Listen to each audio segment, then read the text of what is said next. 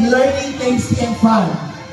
To announce the winners of the Sunfish Making Contest, Headless Competition, and search for A1 Tribe winners, let's give it up for the ever energetic grade leader, Ms. Selma Sinarana.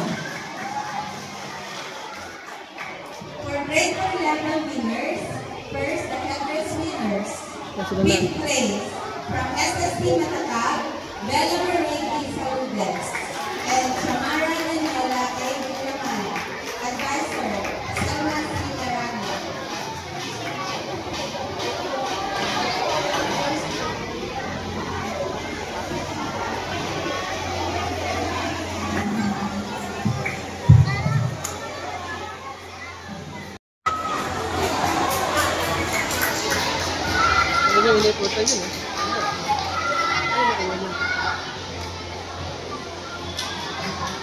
Galingan niya. John, special grade 4.